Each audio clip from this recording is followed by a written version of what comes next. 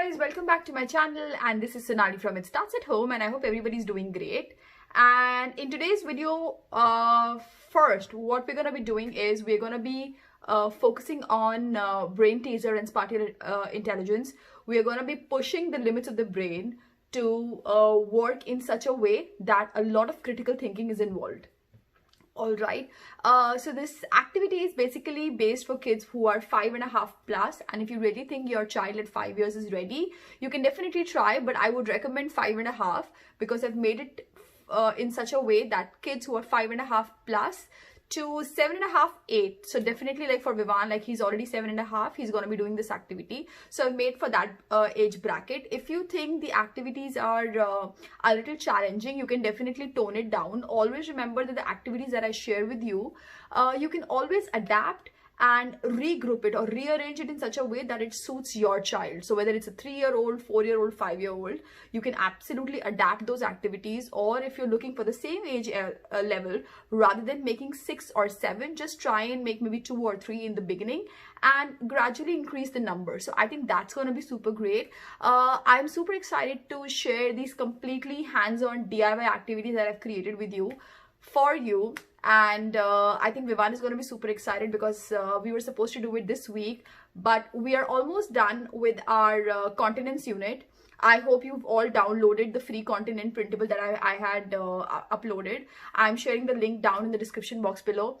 Also, I'm sure guys, all these daily activities are really coming in handy for you all, because I'm getting a great review for the activities, and I see the number of views and the number of the number of engagement that it's creating. It's really great, so thank you so much. So without getting it late, let's get started. But before that, don't forget to subscribe, like and comment, and please share my video with your friends and families. That will be great. It will be a great help. It will just help the channel to promote fun and early learning or education platform. So let's get in and let's check it out, the activities, the brain teaser, brain boggling activities that I've created for kids today. All right, let's zoom in. So here I have the first activity to share with you guys. Okay, so this activity is primarily going to be focusing on a lot of concentration building. Along with that, logical reasoning and spatial intelligence. It's a kind of a brain teaser which might look very, very simple, but let your child figure it out. And to build it, what I've done is I have used a Sharpie and I have used a couple of my graph paper. All right, and if you have a graph paper, great, and if you don't have, I'm going to tell you something. So a lot of people are telling me that they don't have graph paper. You actually have it with your maths books. So math books generally comes with the squares in India, right, and in a lot of other countries. So you could definitely cut that out and use it. So what I've done, I have just created different shapes out of the graph paper, and I'm going to show you how. So like this is cut, and I wanted to just show you an example. That's the way it was cut. So all these 4 pieces were cut. So in this activity, what he needs to do, as you can see, there are 4 parts. He needs to find the number of squares and triangles that he sees in each picture. All right, so he's going to be writing a triangle and square, and he's going to be mentioning number of pieces. Then activity number 2 with the same thing is he needs to create 5 different ways to create the face. All right, and it's totally doable. Because what you have to do is creating the face in 5 different ways is going to help them build the imagination. So that's where the critical thinking and the creative thinking comes in. So we are not only building concentration and spatial intelligence, we are pushing the creative thinking as well. So they would be using the pieces up and down to try and create a shape. If you see, it looks pretty cool, right? So that's number 1.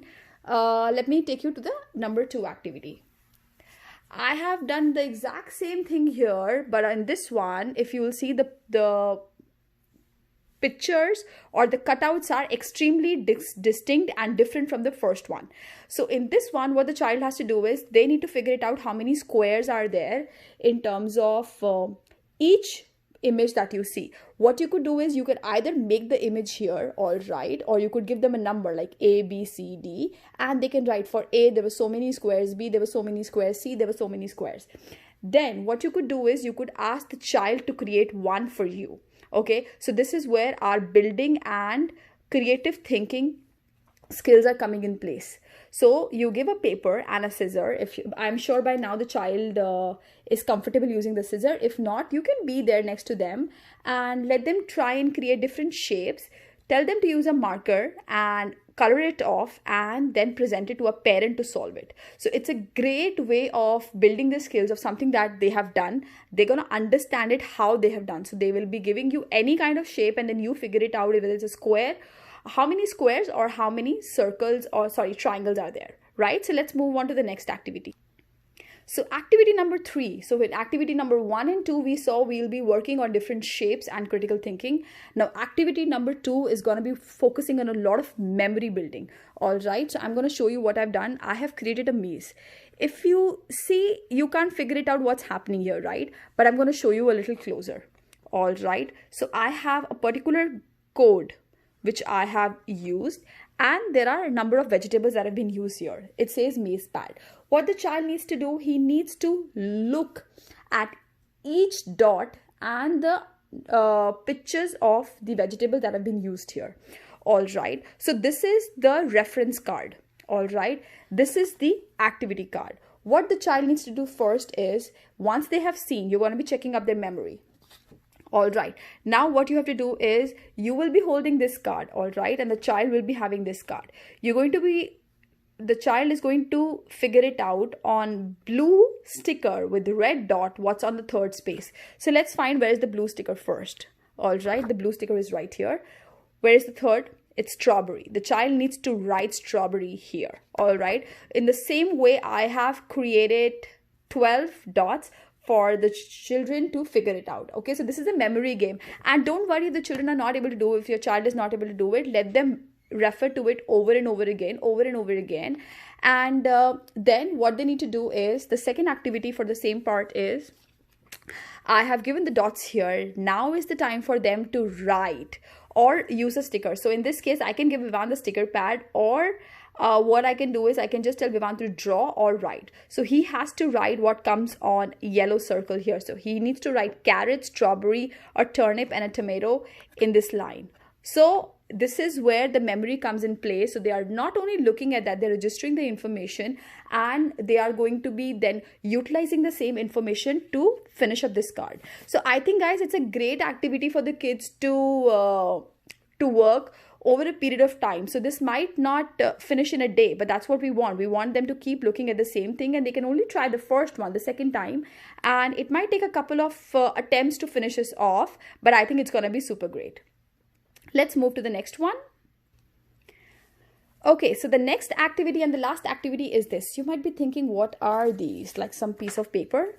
Yeah, they are just looking like some piece of paper that I've taken, but let me turn them around and show it to you.